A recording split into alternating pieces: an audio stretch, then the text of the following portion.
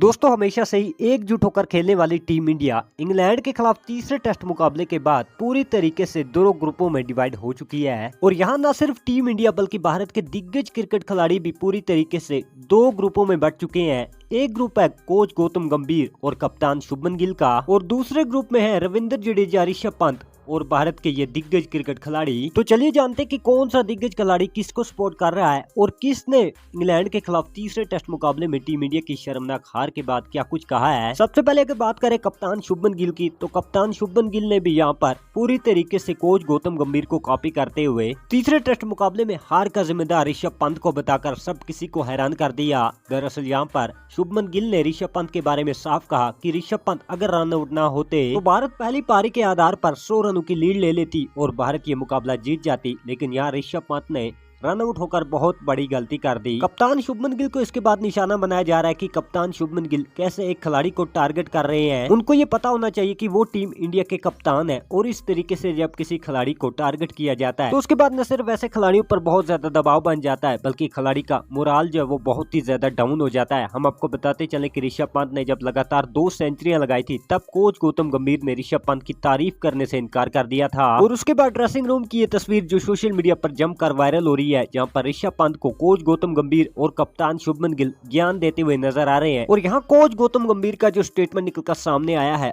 उसमें उन्होंने कहा है कि रविंद्र जडेजा ने छक्के चौके लगाने की कोशिश नहीं की, ऋषभ पंत ने रन आउट होकर टीम इंडिया को हराया है। तो ऋषभ पंत और रविंद्र जडेजा को कोच गौतम गंभीर ने भी सीधे सीधे टारगेट बनाया है। और इसके बाद वीरेंद्र सहवाग और युवराज सिंह ने भी इन दोनों का साथ देते हुए कहा है कि रविंद्र जडेजा ने यहाँ पर चौके छक्के लगाने की अगर कोशिश की होती तो टीम इंडिया इस मुकाबले को जीत सकती थी। उनका ऐसा मानना है कि कोच गौतम गंभीर ने अपना काम कर दिया, अब टीम मैदान पर खराब प्रदर्शन कर मुकाबला हार रही है तो इसमें कोच गौतम गंभीर की कोई भी गलती नहीं है। तो उसके बाद दूसरा जो ग्रुप है ऋषभ पंत और रविंद्र जडेजा वाला, उसके साथ यहाँ पर रवि शास्त्री का बहुत ही बड़ा बयान निकलकर सामने आया है जिसमें रवि शास्त्री ने कहा सबसे पहले कप्तान शुभमन गिल को ऋषभ पंत के बारे में ये बात बोलने से पहले सोचना चाहिए था। वो ऋषभ पंत जैसे खिलाड़ी को टारगेट कर रहे हैं, उनको पता होना चाहिए कि ऋषभ पंत एक ऐसा खिलाड़ी है जिसने पूरी दुनिया में शतक लगाए हैं। ऋषभ पंत बेहतरीन खिलाड़ी है, वो समझते हैं कि किस तरीके से खेल को खेलना है और किस सिचुएशन में किस तरीके की बल्लेबाजी करनी है। लेकिन यहाँ जिस तरीके से कप्तान शुभमन गिल ने हारने के बाद सिर्फ ऋषभ पंत का नाम लिया, उससे कप्तान शुभमन गिल की सोच का अंदाजा होता है। मुझे लगता है कि कप्तान शुभमन गिल और कोच गौतम गंभीर को पंत से प्रॉब्लम है। उसके बाद भारत का एक और दिग्गज खिलाड़ी भी यहाँ पर मैदान में कूद पड़ा जिसका नाम है मोहम्मद कैफ। मोहम्मद कैफ ने कहा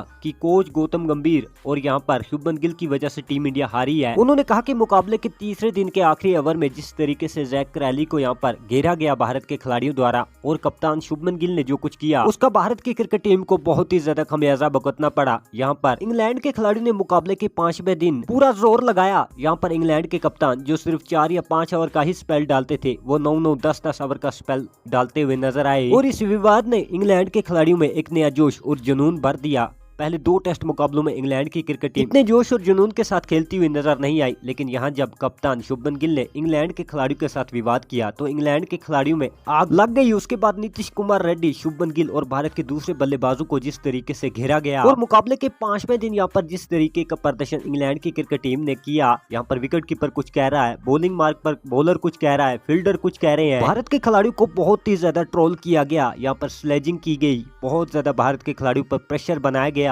जिसकी वजह से भारत इस प्रेशर में टूट गया। और यहाँ पर गिल ने इंग्लैंड के खिलाड़ियों को छेड़कर बहुत बड़ी गलती की, नहीं तो भारत ये मुकाबला जीत जाता क्योंकि इंग्लैंड वाले इस मुकाबले में शायद ही इतना जोर लगाते अगर गिल वो हरकत ना करते।